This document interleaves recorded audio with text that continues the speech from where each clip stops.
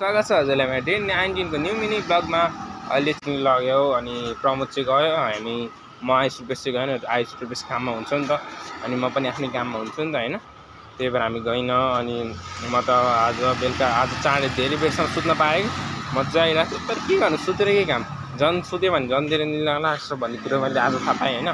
त्यही भएर गाई चाँडै उठ्नुपर्छ कलेज जानलाई, जे गर्नलाई हैन, जे काम पनि चाँडै बस्छ। अब हेरौँ गाई, जस्तो झिल्काहरू निस्किरहेको काट्दो चाहिँ यो चाहिँ ग्यासले काटिँदा हो हैन।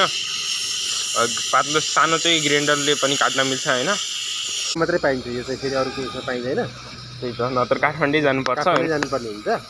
अनि अङ्कलले यहाँ चाहिँ तल चाहिँ के हो, तल चाहिँ बस यो हाम्रो यो खुराक भन्छ, यो चाहिँ हो चाहिँ। गाइस अहिले 6 बजिसकेको छ, भर्खर पसल बन्द गरेको हैन।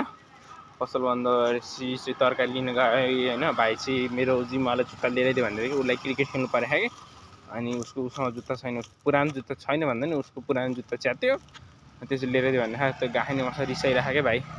हेरौँ के हुन्छ। अनि मैले त्यो सामान पछाडि मिलाएको छ नि गाइज, रेटिङ गर्नु होला है कस्तो कतिको राम्रो देखिरहेको छ। यहाँ चाहिँ सामान मिलाएको छैन, मैले आज दिउँसोभरि ल्याएर मैले र अङ्कलले गरेको हैन। कस्तो रेटिङ गर्नु होला कमेन्टमा है। ल आजको भिडियोमा यति नै। हजुरले भिडियो मन परिरहेको छ लाइक र सब्सक्राइब गरिदिनु होला।